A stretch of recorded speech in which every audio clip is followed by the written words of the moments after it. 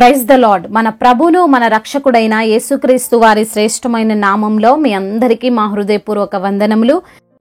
ఈరోజు దేవుని వాక్యము, యెహోవా యందే నీతి బలములున్నవని జనులు నన్ను గూర్చి చెప్పుదురు, ఆయన యొద్దకే మనుష్యులు వచ్చెదరు, ఆయన మీద కోపపడిన వారందరూ సిగ్గుపడుదురు. యెషయా గ్రంథము 45వ అధ్యాయము 24వ వచనము, they will say of me, in the Lord alone are deliverance and strength.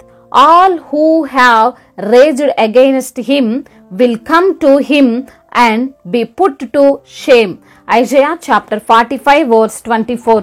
ఈ రోజుకు గాను కృపగలిగిన దేవుడు మనకు అనుగ్రహించిన వాక్య భాగమును బట్టి ధ్యానించుకుందాము. ప్రభునందు ప్రియమైన సహోదరి సహోదరులారా, దేవుని యొద్ద మాత్రమే బలమున్నది, ఆయన దగ్గర మాత్రమే నీతి ఉన్నది, ఆయనే నిజమైన రక్షకుడు, సహాయకుడు అని ప్రతి ఒక్కరూ గ్రహించాలి అని ఈరోజు వాక్య భాగములో భక్తుడు మనకు తెలియజేస్తున్నాడు.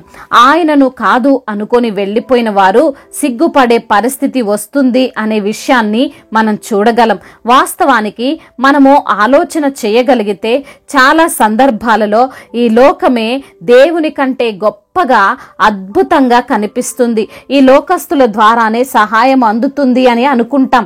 వారికున్న అధికారమును బట్టి, వారికున్న ధనమును బట్టి, వారు తమకున్న బలాన్ని చూయించుకునే విధానాన్ని బట్టి మనుష్యులందరూ మరొక మనుష్యుల్ని ఆశ్రయిస్తారు, లేదా అబద్ధపు దేవతల యందు వారి యొక్క ముఖమును త్రిప్పుతారు. ఈ రోజున నీవు భయంకరమైన, నీవు ఎదుర్కోలేని, నీ వలన కాని సమస్యతో బాధపడుతున్నావేమో.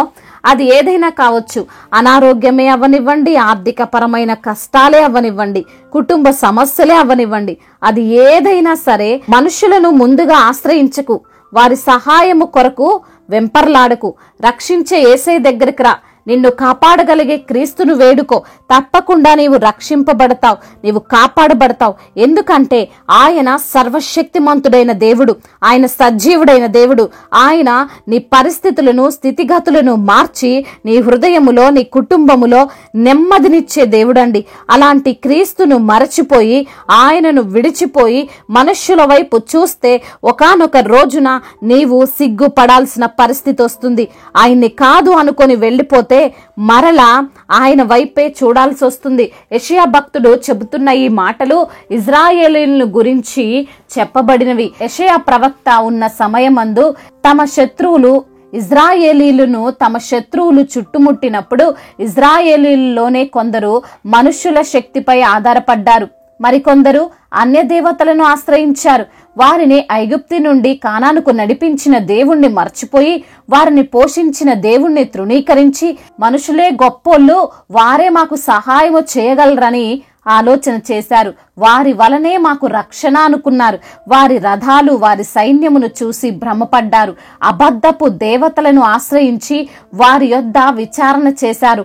అందుకే యెషయా భక్తుడు అంటున్నట్లుగా, ఎవరైతే నిజ దేవుణ్ణి తృణీకరించి వెళ్ళిపోయారో, ఈ లోక సంబంధులను ఆశ్రయించారో, ఈ లోకము పైన ఆధారపడ్డారో, వారందరూ కూడా సిగ్గుపడతారు. రక్షణ దేవుని వలనే అని తెలుసుకుని వెళ్ళిన వారంతా తిరిగి వస్తారు. చాలా సందర్భాల్లో మనలో కొందరు కూడా క్రీస్తును ఎరిగిన వారు కూడా సమస్యలు రాగానే, ఏమైనా అనుకోని ఇబ్బందులు ఎదురవగానే ఎందుకో మరి ఈ లోకం వైపు చూస్తారు, మనుష్యుల శక్తిని ఆశ్రయిస్తారు, అడిగించుకోవడానికి వెళ్తారు, చేతులకు కాళ్లకు ఏవేవో కట్టించుకొని వస్తారు.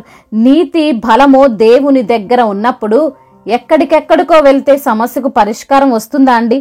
అన్నీ తిరిగి మళ్ళీ చివరకు రావాల్సింది క్రీస్తు చెంతకే. ఎందుకంటే ఆయన మాత్రమే రక్షకుడు, ఆయన మాత్రమే విమోచకుడు, ఆశ్రయ దుర్గము. అందుకే కీర్తనకారుడు అంటున్నాడు, ఆపత్కాలములో దేవుడు నమ్ముకొనదగిన సహాయకుడు అని, బలహీనులకు బలమిచ్చువాడు ఆయనే అని. ఈ రోజున ఈ మాటలు వింటున్న ప్రియమైన సహోదరి సహోదరుడా, దేవుడు మాత్రమే సహాయకుడు అనే విషయము మర్చిపోవద్దు. ఆయన మనకు ఎటువంటి పరిస్థితుల్లోనైనా సహాయము చేయగలడు అని జ్ఞాపకం ఉంచుకోవాలి. ఆయన్ను కాదనుకొని ఈ లోకమును ఆశ్రయిస్తే మనమే సిగ్గుపడాల్సి వస్తుంది. ఈ లోకము ఎన్నో విధాలుగా ఆకర్షిస్తుంది, కానీ మనము దేవుని వైపే చూడాలి. ఆయన పేరిట ప్రార్థించిన వారికి ఆయన ఎప్పుడు జవాబిస్తూనే ఉంటాడు, కాపాడుతూనే ఉంటాడు అని గ్రహించాలి. ఈరోజు నీవు ఏ సమస్యలో ఉన్నా సరే ఒక అన్యుడివిగా, అన్యురాలి వలె కాక దేవుని బిడ్డ వలె ఆలోచించు. ఆయన ఈ లోక సృష్టికర్త, నా కోసం రక్తం చిందించి నన్ను కాపాడుకున్న నా దేవుడు అని ఆయనకు నీవు ముందు మొర్రపెట్టు. ఆయన యొద్దకు వెళ్ళు. నీకున్న ప్రతి విధమైన శోధన నుండి, సమస్య నుండి నీవు తప్పక విడుదలను పొందుకుంటావు. దేవుడి మాటలను దీవించి మన హృదయములో ఫలింప చేయునుగాక.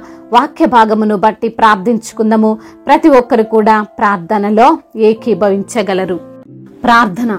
సర్వశక్తిమంతుడా, సర్వాధికారి, గొప్ప దేవా, ఉన్నతుడా, సర్వోన్నతుడా, సకల సృష్టికి ఆధారమైన దేవా, మీకు స్తుతులు స్తోత్రములు తండ్రి. ఈ రోజున వాక్యము ద్వారా మీరు మాతో మాట్లాడారు ప్రభువా. అవును తండ్రి, అయా మీరు మమ్మల్ని రక్షించిన దేవుడో తండ్రి, మమ్మల్ని కాపాడగలిగే సమర్థుడో ప్రభువా. నీతి బలము నీ యొద్దనే ఉంది ప్రభా.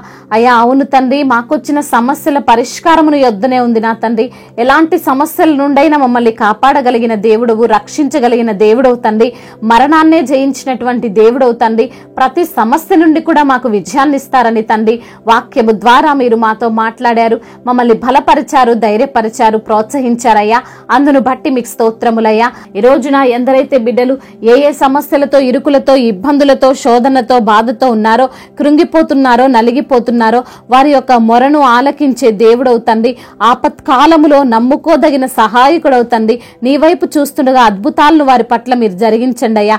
అనారోగ్యముతో బాధపడుతున్న ప్రతి బిడ్డకు యేసు నామములో స్వస్థతను దయచేయండి.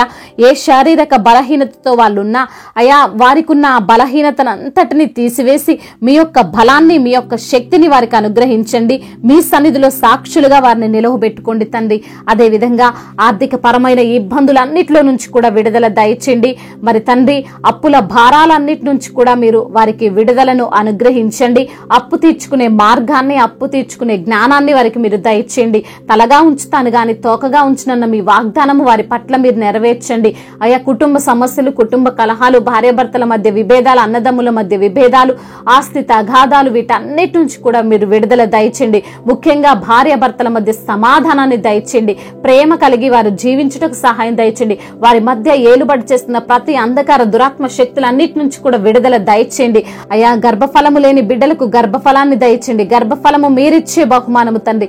అద్భుతమైన కార్యము వారి పట్ల మీరు జరిగించండి. అదే విధంగా చిన్న బిడ్డలందరినీ మీరు కాచి కాపాడండి. పగలు ఎండ దెబ్బైనను, రాత్రి వెన్నెల దెబ్బైనను తగలకుండా అయ్యా మీరే వారికి తండ్రి ప్రొటెక్షన్ దయచేయమని వేడుకుంటున్నాం తండ్రి. అదే విధంగా నా ప్రభువా, యవన బిడ్డలకు మీ యొక్క జ్ఞానాన్ని దయచేయమని బ్రతిమిలాడుకుంటున్నాం తండ్రి. గేమ్స్ ఎడిక్షన్ నుంచి వారికి విడుదల దయచేయండి. వ్యభిచార వ్యసనాల నుండి బిడ్డలకు విడుదల దయచేయండి ప్రభా.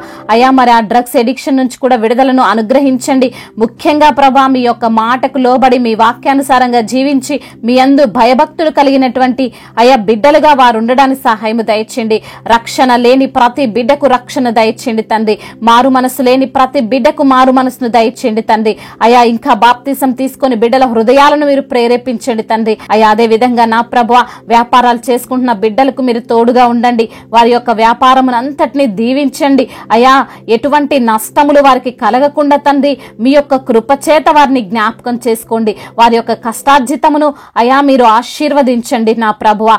అయా వివాహాల విషయంలో మీకు మొరపెడుతున్న బిడ్డల యొక్క మొరను మీరు ఆలకించండి. వివాహము అన్ని విషయాల్లో ఘనమైనది అంటున్నావు తండ్రి. మీరే ఆ ఘనమైన కార్యాన్ని బిడ్డల పట్ల జరిగించమని వేడుకుంటున్నాం. మీ చిత్తానుసారమైనటువంటి సాటి అయిన సహకారిని వారికి మీరు అనుగ్రహించమని బ్రతిమిలాడుకుంటున్నాండి. సొంత గృహము లేని బిడ్డలకు సొంత గృహాన్ని దయచేయండి తండ్రి. విధవరాల పక్షాన న్యాయము తీర్చండి. అనాథలను, అభాగ్యులను ఆదుకునే దేవుడవు తండ్రి. అయ్యా వారికి మీరే తోడై ఉండండి ప్రభా. ఎబెనేజరుగా ఉన్న దేవుడవు తండ్రి. ప్రతి బిడ్డకు మీరు తోడై ఉండండి. వారికి ఆదరణ దయచేయండి, ధైర్యాన్ని ప్రసాదించండి. మా భారతదేశమును, తెలుగు రాష్ట్రాలను దీవించండి. అధికారులందరికీ మీరు తోడుగా ఉండండి.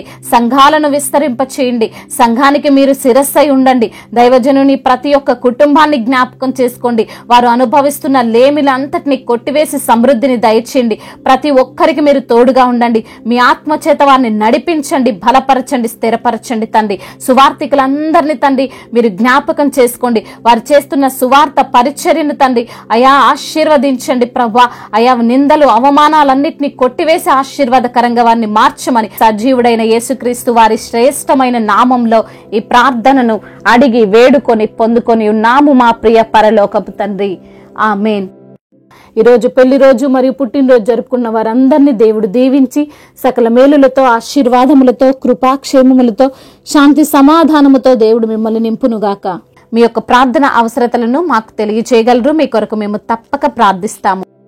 మొదటిసారిగా మన యొక్క ఆదరణ వాక్యం చూస్తున్నట్లయితే తప్పకుండా సబ్స్క్రైబ్ చేసుకోగలరు. ఈ వాక్యం మీకు ఆశీర్వాదకరంగా ఉండినట్లయితే అనేకులకు కూడా ఈ వాక్యాన్ని పంపి మీరు కూడా దేవుని యొక్క రాజ్య సువార్తలో పాలిభాగస్తులు కావాలని దేవుని పేరిట మనవి చేసుకుంటున్నాను. May God bless you all. దేవుడు మిమ్మల్ని దీవించి ఫలింపచేయునుగాక.